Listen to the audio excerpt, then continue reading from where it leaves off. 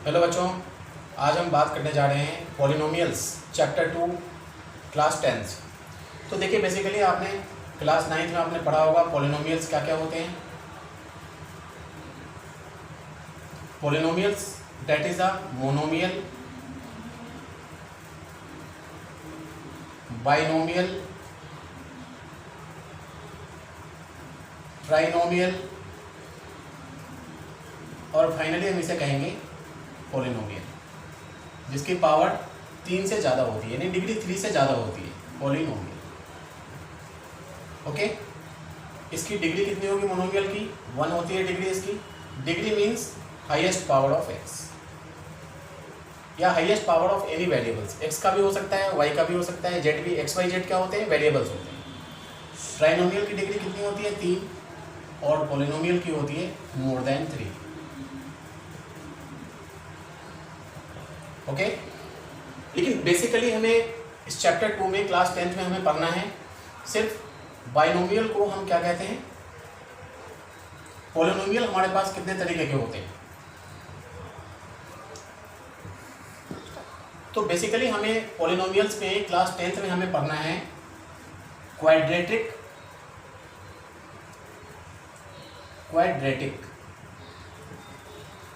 Polynomials क्या होते हैं? जिसकी डिग्री 2 होती है।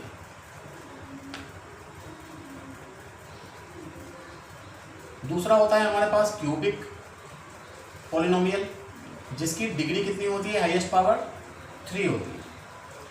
और तीसरा है हमारे पास by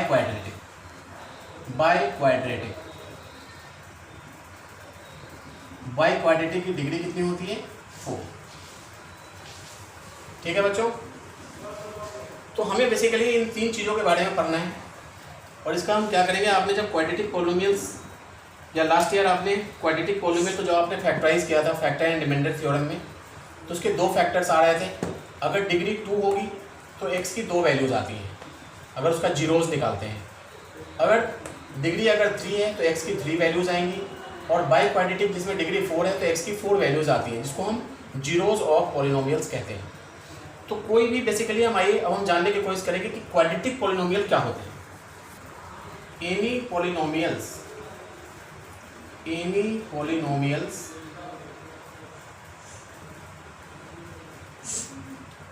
which are expressed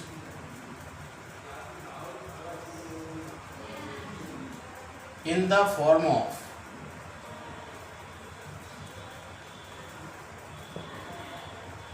ax² plus bx plus c equal to 0। इसे हम क्या कहेंगे? क्वाड्रेटिक पॉलिनोमियल, क्योंकि इसकी डिग्री क्या है? हाईएस्ट पावर 2 है। तो इसके कितने जीरोज होंगे? इसके अगर फैक्टर करते हैं तो इसके 2 फैक्टर्स होंगे। अगर उसको 0 के बराबर रखते हैं तो एक्स की 2 वैल्यूज मालूम होंगी।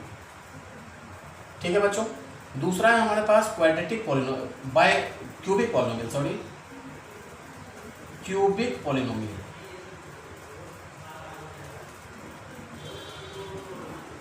क्यूबिक पॉलिनोमियल में क्या होता है? इसका जो फॉर्म होगा वो होगा ax³ plus bx² plus cx plus d equal to 0। अगर इसे हम फैक्टराइज करते हैं, आपने क्लास 9th में फैक्टर रिमाइंडर थ्योरम से इसे फैक्टराइज किया होगा क्यूबिक पॉलिनोमियल्स को। तो अगर हम इसे फैक्टराइज करेंगे तो इसके 3 जीरोज होंगे, क्योंकि इसकी डिग्री कितनी है? 3। क्योंकि इसका हाईएस्ट पावर कितना है? 3। इसे हम क्या कहते हैं? Cubic polynomial. और बाई क्वाड्रेटिक का क्वेश्चन हालांकि एग्जाम में आता नहीं है और आपके 10th के सिलेबस में भी नहीं है। मेनली हमारा क्या है? क्वाड्रेटिक है, या बहुत ज़्यादा अगर पूछा जाएगा तो क्यूबिक पॉलिनोमियल। और तीसरा है, अगर बाई क्वाड्रेटिक को लिखना चाहते हैं तो कैसे लिखेंगे? बाई क्वाड्रेटिक पॉलिनोमियल्स, जिसकी डिग्री कितनी होती है? 4। बाई क्वाड्रेटिक पॉलिनोमियल ये होगा हमारा ax4 plus bx³ plus cx² plus dx plus c equal to 0। तो ये फॉर्म होता है हमारा क्वाड्रेटिक। ठीक है, ये क्वाड्रेटिक पॉलिनोमियल है। ये हमारा क्यूबिक पॉलिनोमियल है, इसे क्या कहेंगे? क्वाड्रेटिक। अब हम जानने की कोशिश करेंगे कि ग्राफिकल मेथड से नंबर ऑफ जीरोज किस तरीके से कैलकुलेट करना है।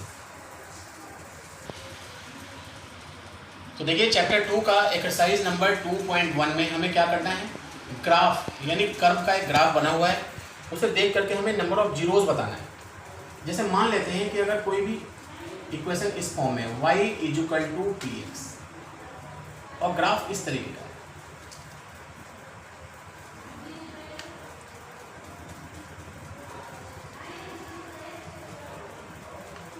ठीक है बच्चों। अगर इस तरीके का ग्राफ बना हुआ है और इक्वेशन की जो कंडीशन है वो क्या है, y = px, तो हम इसमें नंबर ऑफ जीरोस कैसे निकालेंगे।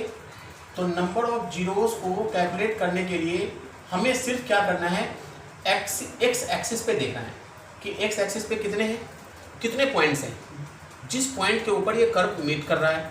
तो देखिए एक्स एक्सिस पे देखिए, एक पॉइंट ये है, दूसरा पॉइंट क्या है, ये है, तीसरा पॉइंट क्या है, ये है, और चौथा पॉइंट। यानी कहने का मतलब ये जो कर्व है ये क्या है, बाय क्वाड्रेटिक, क्योंकि इसके 4 जीरोस हैं। तो नंबर ऑफ जीरोस यहाँ पे क्या लिखेंगे, 4। यानी ये जो ग्राफ का जो प्रेजेंटेशन है ये बाय क्वाड्रेटिक पॉलिनोमियल के लिए, ठीक है बच्चों। तो इस तरीके से ग्राफ बने हुए होंगे और इसमें नंबर ऑफ जीरोस हम फाइंड आउट बड़ी आसानी से कर पाएंगे। जैसे देखिए अगर इक्वेशन अगर इस फॉर्म में होता, कंडीशन ऐसे होती, x = p × y, यानी जो भी यहाँ पे लिखा होता है उसी एक्सिस पे देखना है। ध्यान दीजिए x = क्या है, p × y, यानी कर्व का हमें पॉइंट ऑफ इंटरसेक्शन देखना है y एक्सिस पे। जैसे मान लिया कि y एक्सिस पे कर्व इस तरीके का है, अब इसमें बताना है कि नंबर ऑफ जीरोस क्या होंगे। तो y एक्सिस पे देखना है यहाँ पर, तो इसके नंबर ऑफ जीरोस कितने होंगे, नंबर ऑफ जीरोस, इसका जो नंबर ऑफ जीरोस होगा वो कितना होगा, 1, ये सेकेंड पॉइंट है, ये 2, ये तीसरा पॉइंट क्या है, 3, और चौथा पॉइंट क्या है, ये 4। यानी ये जो कर्व है ये y एक्सिस के 4 पॉइंट्स पे इंटरसेक्ट हो रहा है, यानी इसके जो नंबर ऑफ जीरोस होंगे ये क्या होगा, 4। कहने का मतलब कि इसकी जो इक्वेशन होगी वो बाई क्वाड्रेटिक होगी, क्योंकि 4 जीरोस हैं। तो हमारे जो इक्वेशन होगी, इस x को मैं इस तरीके से रिप्रेजेंट कर सकता हूँ px, चूँकि y एक्सिस पे है तो इक्वेशन को हमें y के टर्म्स में लिखना पड़ेगा, ay4 + by³ + cy² + dy + e, ठीक है बच्चों। तो इस तरीके से इक्वेशन को रिप्रेजेंट करते हैं। हालांकि इक्वेशन लिखना इतना इंपॉर्टेंट नहीं है, सिर्फ एक्सरसाइज में हमें आपको सिर्फ इस कंडीशन को देख करके आपको नंबर ऑफ जीरोस बताना है। तो बहुत आसान था ये। आइए हम आते हैं एक्सरसाइज नंबर 2.2।